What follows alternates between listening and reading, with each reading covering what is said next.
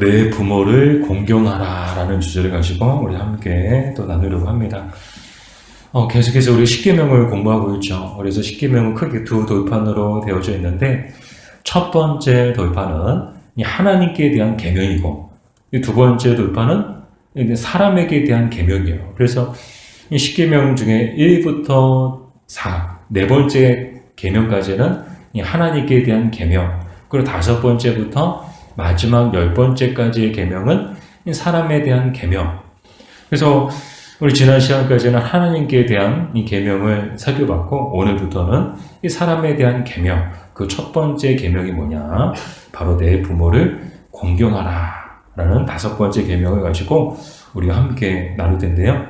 우리 출애굽기 20장 12절을 우리 같이 읽어볼까요? 내 부모를 공경하라. 아멘. 네, 다섯 번째 계명이죠. 그래, 다섯 번째 계명에서 하나님께서 요구하시는 것은 무엇인가? 우리 답부분을 우리 생각하면서 천천히 읽도록 하겠습니다. 나의 아버지와 어머니를 공경하고 사랑하며 그들에게 충성하는 것입니다. 그리고 나에 대하여 권위 있는 모든 사람에게 복종하고 그들의 선한 가르침을 받으며 그들의 훈계에 대해 마땅한 순종으로 고치는 것입니다. 또한 그들의 연약함과 실수에 대해서도 인내해야 하는데, 그 이유는 하나님께서 그들을 통해 우리를 다스리시기를 기뻐하시기 때문입니다. 아멘. 자, 무엇을 요구하신다고요? 답이 굉장히 길어요. 그래서 이제 우리가 좀 나눠서 살펴볼 거예요. 크게 세 가지를 요구하고 계십니다. 첫 번째, 무엇을 요구하고 계시는가? 부모를 공경하고 사랑하며 충성하는 것을 우리에게 요구하고 계세요. 부모를 공경하고 사랑하고 충성해라. 그럼 공경의 뜻은 무엇인가? 이 공경의 뜻은요, 이 마음으로나 또 행위로나 우리 부모를 존경하고 또 부모에 대해서 예의를 다할 것을, 그것을 공경이라고 말합니다. 근데 우리가 이제 성숙자반에서도 다뤘던 내용이죠. 성숙자반에서 나왔던 내용을 다시 한번 우리 되새김해 보면, 이 공경의 그 원어의 뜻은, 이 원어로는 히브리어로 카바드라고 하는데, 이 원어의 뜻은 어떤 뜻을 갖고 있는가 하면, 부모가 살아온 삶의 무게를 존중해라, 그런 뜻이었어요. 그러니까 내 부모를 공경하라. 내 부모를 공경하라는 뜻은 뭐예요? 이 부모님이 살아온 삶의 무게를 존중해 드려라, 그런 뜻을 갖고 있다. 또 어떤 뜻을 갖고 있는가 하면요, 이 카바드는 이 경외한다라는 뜻도 갖고 있어요. 그러니까 부모를 경외한다? 이 말은 바꿔 말씀을 드리면, 이 하나님을 경외하듯 부모도 그렇게 공경해라 라는 그런 뜻을 갖고 있습니다. 그래서 루터는 부모를 하나님의 대리자다라고 부르기도 했습니다. 부모는 뭐라고요? 하나님의 대리자다. 이 부모를 통해서 우리는 하나님을 보고 또 하나님의 사랑과 또 하나님의 손길을 느끼게 되는 거죠. 어렸을 때만 해도 걱정이 없어요. 항상 부모님이 다 챙겨주시고 다 책임져 주시니까 사실 걱정은 어른들에서 걱정이 시작되는 거죠. 애들은 걱정이 없어요. 내일 뭘 먹을지, 내일 어떻게 해야 될지 아무 생각이 없어요. 노느라고 바쁘고 공부하느라 바쁘고 친구들이랑 어울리느라 바쁘죠. 부모가 다 모든 것을 책임져 주니까 걱정이 없는 거예요. 우리는 이 부모라는 존재를 통해서 하나님을 느끼게 되는 거죠. 하나님의 그 손길과 또 하나님의 그 보호하심과 그런 것들을 느끼게 돼서, 그래서 루터는 부모를 하나님의 대리자다라고 부르습니다. 이게 이제 공경의 뜻이고, 사랑은 어떤 뜻인가 하면 다른 어떤 사람보다 더 사랑해야 된다, 그런 뜻을 갖고 있어요. 다른 그 누구보다도 이 부모를 더 많이 사랑해야 된다는 거예요. 근데 이 사랑은 말로만 하는 사랑이 아니고 행위가 함께 동반되는 그런 사랑을 말하죠. 그러니까 말과 행위에 있어서 다른 어떤 사람보다 더 사랑해야 된다는 거예요. 근데 이게 참 쉽지가 않은 것 같아요. 우리는 과연 정말 이렇게 부모를 사랑하고 있는가? 말로 뿐만 아니라 행위로, 행함으로 정말 부모를 사랑하고 있는가? 사실 다른 사람 더 사랑하지 않나요? 친구를 더 사랑하고 부모보다는 자식을 더 사랑하지 않나요? 그런데 충성은 어떤 뜻인가 하면 이 부모를 신뢰하고 이해하고 또 이 부모의 뜻대로 행하는 것을 충성이라고 이야기하거든요. 근데 성경에서 저는 참 기억이 나요. 성경에서 말하는 충성의 의미는 뭔가? 성경에서 말하는 충성의 의미는 주인의 뜻과 마음을 잘 헤아리고 또 그대로 행하는 것. 그것이 충성이다. 적용해서 말씀을 드리면 부모에게 충성하라. 그 말은 무슨 뜻이에요? 부모님의 마음과 부모님의 뜻을 잘 헤아려서 그대로 행하는 것이 충성이다. 자, 이렇게 부모를 공경하고 사랑하며 충성할 것을 말씀하고 계시죠. 또 이것의 성경적 예를 살펴볼까요? 누가복음 2장 51절 우리 같이 읽어볼게요. 예수께서 함께 내려가사 나사렛에 이르러 순종하여 받으시더라. 그 어머니는 이 모든 말을 마음에 두니라. 아멘. 자, 누가 나오죠? 예수님이 나오세요. 또 누가 나와요? 예수님의 어머니가 나오죠. 자, 누구보다도 부모를 공경하셨던 분은 예수님이세요. 근데 참 이해가 안 돼요. 저는 좀 이해하기 어려웠어요. 예수님이 누구예요? 하나님과 동등한 권세를 가지신 신이세요, 신. 그리고 이 마리아는 누구예요? 예수님의 어머니 마리아는 피조물이에요. 이 창조주와 피조물의 관계예요. 신과 정말 연약한 유한한 존재의 관계예요. 도저히 대등한 관계가 아니에요. 누가 더 높아요? 창조주가 높아요? 피조물이 높아요? 당연히 창조주가 높죠. 신이 더 위대해요? 사람이 더 위대해요? 신이 더 위대하죠. 그런데도 불구하고 예수님께서는 자기 육신의 어머니 이 마리아에 대해서 최선을 다했다는 거예요. 근데 예수님이 어머니한테만 잘한 게 아니에요. 예수님은 한 가정의 가장이었어요. 요셉과 마리아 사이에서 첫 번째 태어나신 분이 예수님이고 예수님 밑으로 동생들이 여럿 있었어요. 근데 예수님은 한 가정의 가장이잖아요. 장남이잖아요. 장남. 얼마나 이 장남의 무게를 아마 경험하신 분들만 아실 것 같아요. 저는 잘 몰라요. 장남이 아니라서. 근데 그냥 느낌도 생각적으로 뭐 이해는 돼요. 아, 장남의 무게 어떤 것일까? 장녀로서의 무게 어떤 것인가? 대략 이해는 조금 가는 것 같아요. 정말 그 장남으로서 느끼는 부담감이나 또 사명감, 책임감 뭐 그런 것들은 다른 형제들보다 훨씬 높다라고 생각하죠. 예수님 역시도 한 가정의 장남으로서 정말 가정을 잘 돌보고 부모를 공경하고 또 형제를 사랑했던 분이셨다라는 것을 우리는 성경을 통해서 확인할 수 있죠. 또 반면 또 어떤 예를 찾아볼 수 있는가 하면 룻기 1장 16절에서 17절까지의 말씀인데 우리 같이 읽어볼게요. 룻이 이르되 내게 어머니를 떠나며 어머니를 따르지 말고 돌아가라 강건하지 마옵소서. 어머니께서 가시는 곳에 나도 가고 어머니께서 머무시는 곳에서 나도 머물겠나이다. 어머니의 백성이 나의 백성이 되고 어머니의 하나님의 나의 하나님이 되시리니 어머니께서 죽으시는 곳에서 나도 죽어 거기 묻힐 것이라. 만일 내가 죽느니 왜 어머니를 떠나면 여호와께서 내게 벌을 내리시고 더 내리시기를 원하나이다 하는지라. 아멘. 자, 누가 나오죠? 룻이 나와요. 또 누가 나와요? 룻의 시어머니 나오미가 나오죠. 우리가 이 룻기를 아시는 분들은 다 아실 거예요. 이 내용이 어떤 내용인지. 이 나오미라는 여인이 있었는데 이 나오미는요 남편도 있었고 또 아들 둘도 있었어요. 아들 둘이 다 장성해서 다 결혼해서 또 며느리 두 며느리 정말 다복한 가정이다. 근데 웬 거예요? 하루아침에 그 가정이 무너지기 시작한 거예요. 남편이 죽고 이어서 두 아들이 죽고 이제 두 며느리와 이 나오미만 남은 거예요. 그래서 나오미가 자기 고향으로 돌아가기 위해서 이 며느리들은 친정으로 돌려보냅니다. 자, 이제 너희들 친정으로 가라. 너희들 고향으로 가라. 근데 룻은 가지 않은 거야. 왜 그랬을까요? 룻은 왜 안 갔을까요? 오늘 날 같은 거 보면 죄송해요. 얼씨구나 하고 막 갈 텐데. 막 기다렸다는 듯이 그냥. 아니, 말하지 않아도 아마 밤에, 모르겠어요. 그렇게 갔을 수도 있는데. 이 룻은 오히려 복된 고백을 하고 있죠. 참, 드문 고백을 하고 있죠. 어머니와 함께 가겠나이다.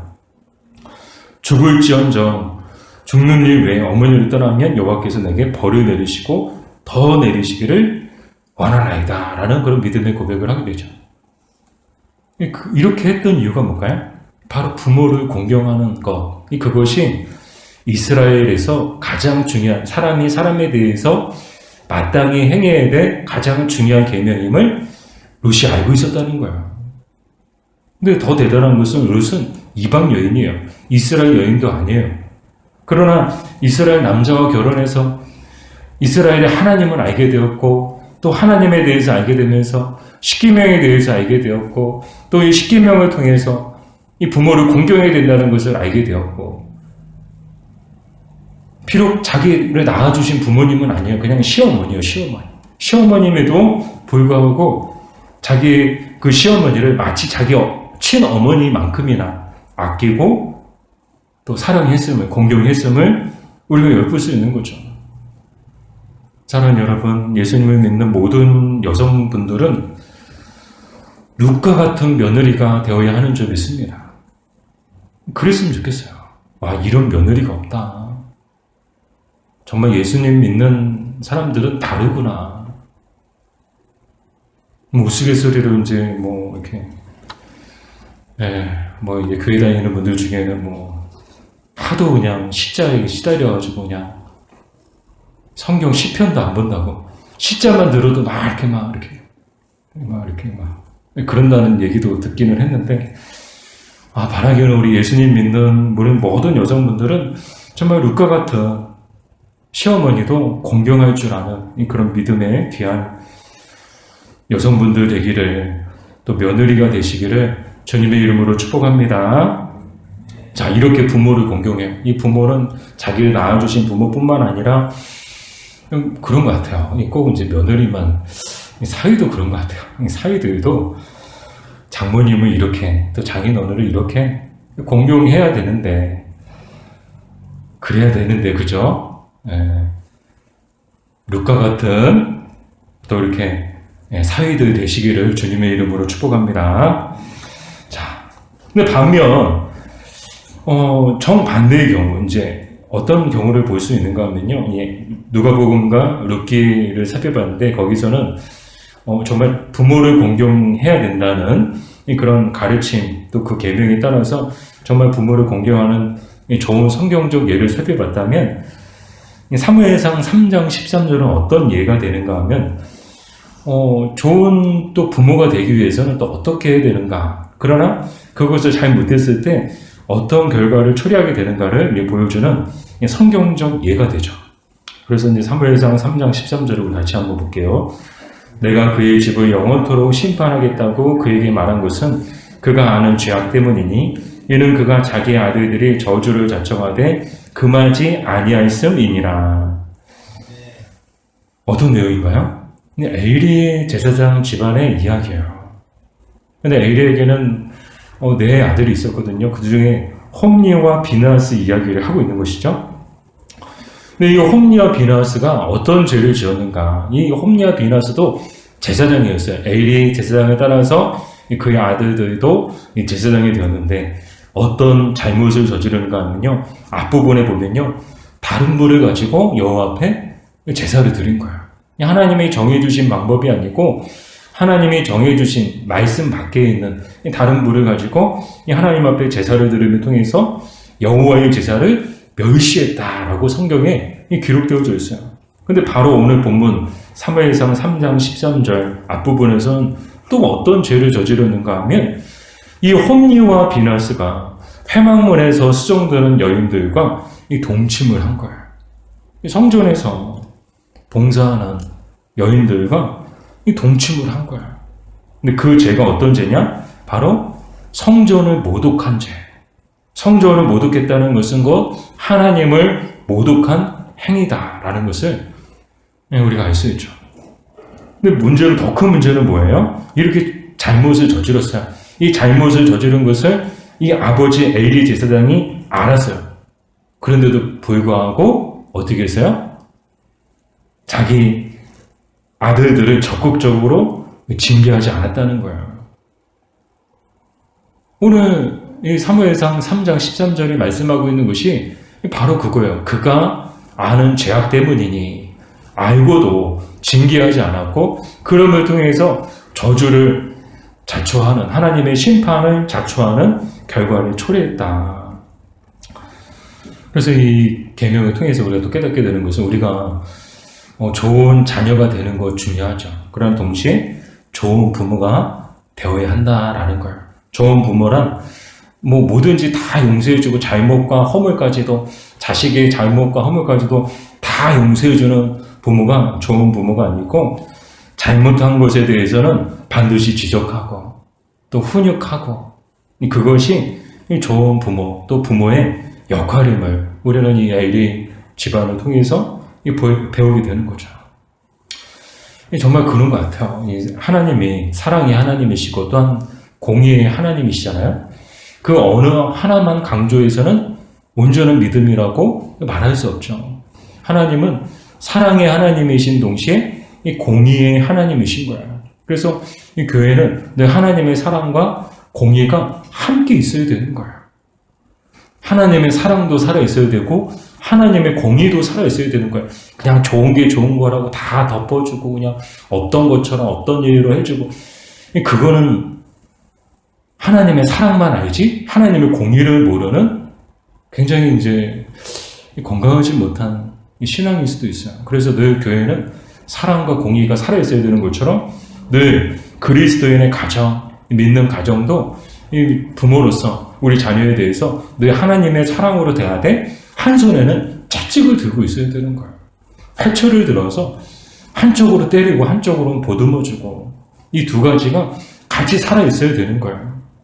제가 교회 사역을 하면서 느꼈던 게, 주일학교 아이도 얼마나 말 안 들어요. 조용히 해라 이렇게 부드럽게 얘기하면 말 안 들어요. 근데 꼭 이제 호랑이 같은 분 한 분 계셔요. 근데 그분들이 꼭 필요해요. 다 선생님들이 다 좋으면 안 돼. 그런 애들이 말을 안 들어요. 조용히 해! 그러면 이제 약간 이제 무서워. 호랑이 같은 선생님이 딱 한 말 한마디 하면 순간 그냥 다 그냥 조용해지는 거예요. 그래서 그런 역할을 일부러 해주셔야 되는 분들도 계세요. 그래서 평상시에는 정말 착하고 막 화낼 줄도 모르시고 너무나 친절하시고 인자하신데도 불구하고 컨셉을 그렇게 맡으신 분들도 계세요. 그래서 딱 이렇게 주일학교만 가면 막 학교 부장 선생님, 학생 부장 선생님처럼 막 무게 잡고 막 애들 군기 잡고. 왜 그렇지 않으면 애들이 말을 안 들어요. 통제가 안 돼요. 막 예배 때 막 떠들고 장난치고요. 선생님을 막 우습게 하고요. 선생님한테 함부로 말하고요.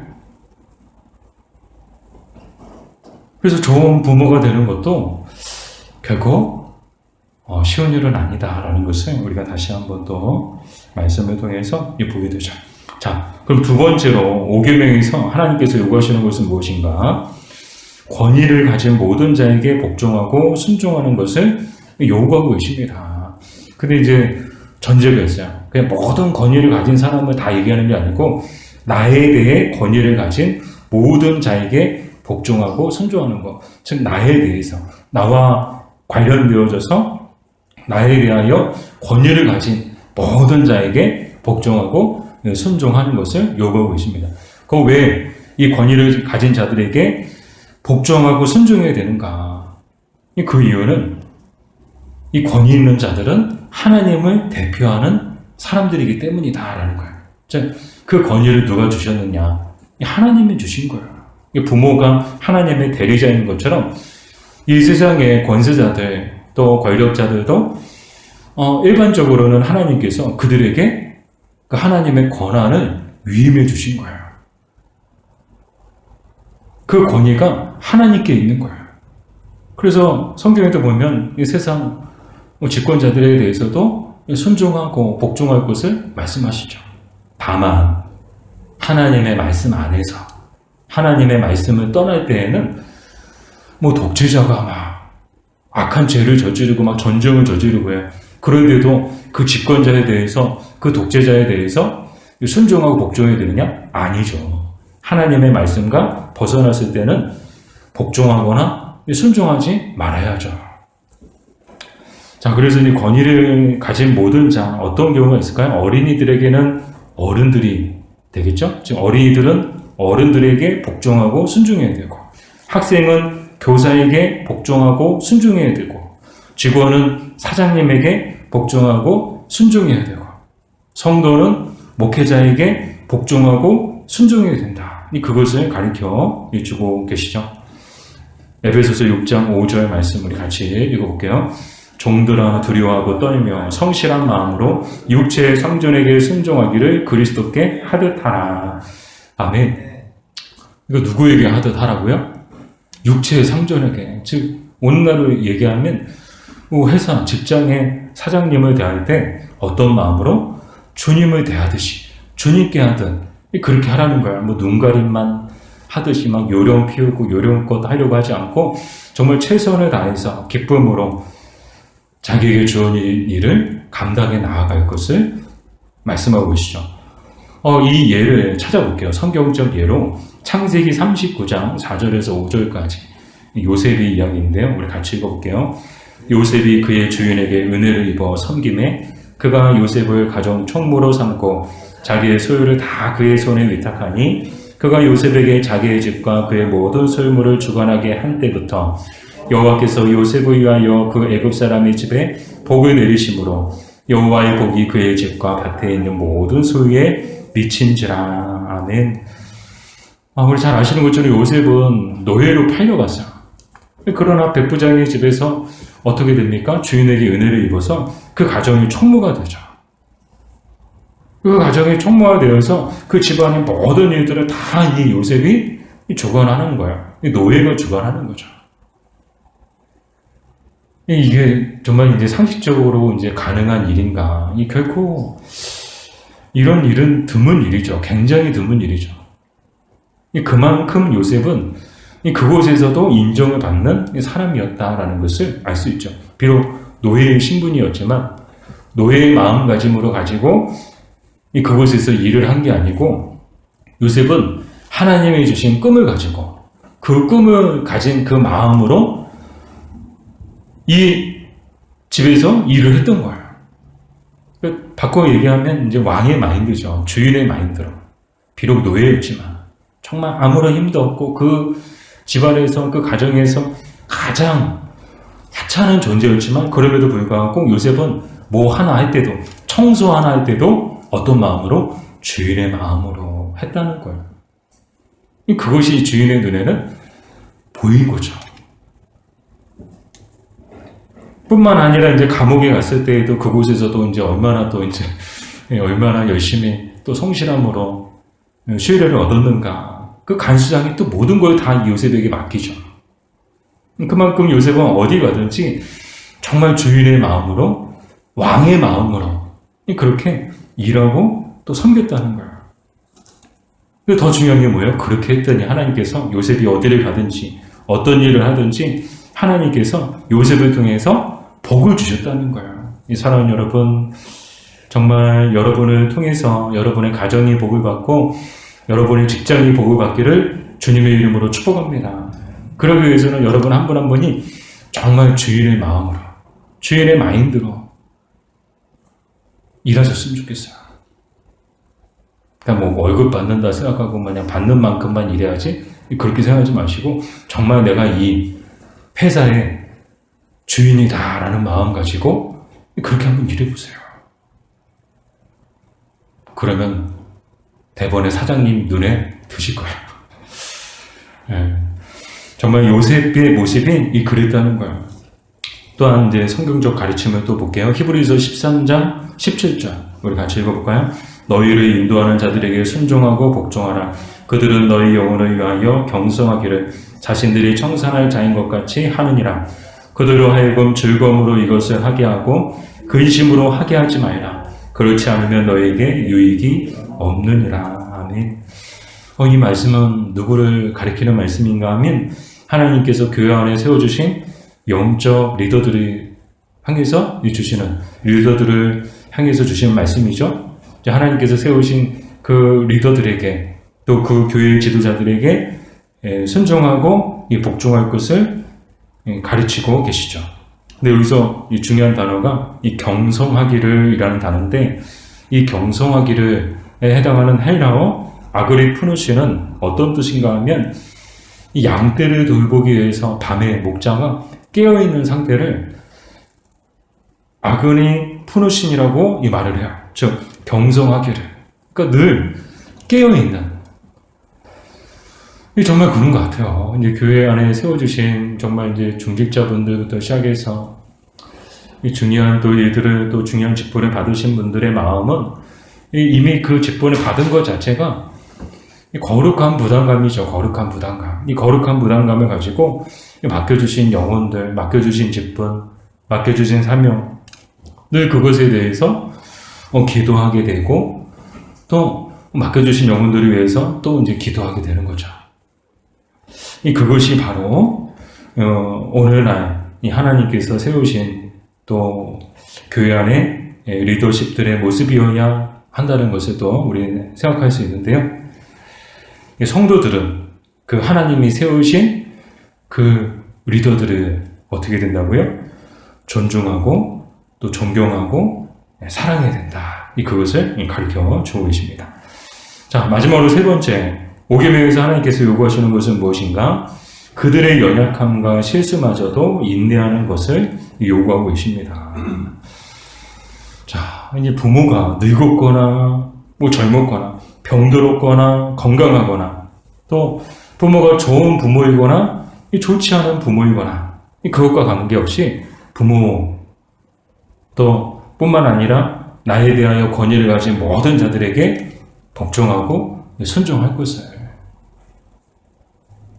그들이 연약하고 그들이 실수한다 할지라도 그럼에도 불구하고 참고 그들을 공경할 것을 말씀하고 계시죠. 그 말씀이 잠언 23장 22절인데 우리 같이 읽어볼게요. 너를 낳은 아비에게 청종하고 내 늙은 어미를 경히 여기지 말라. 아멘.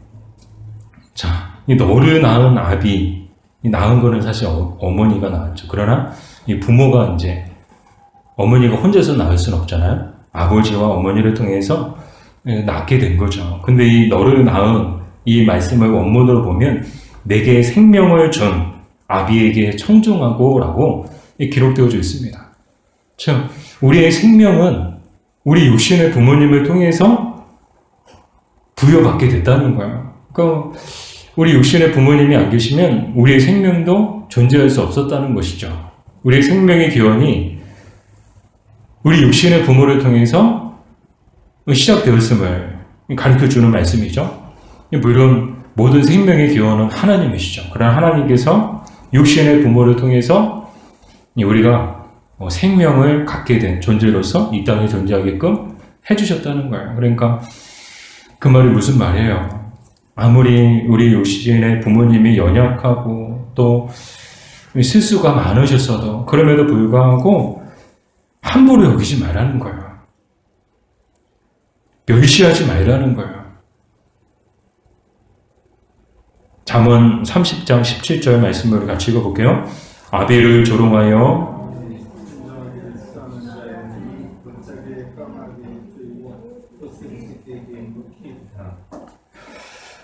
네, 무서운 말씀이죠.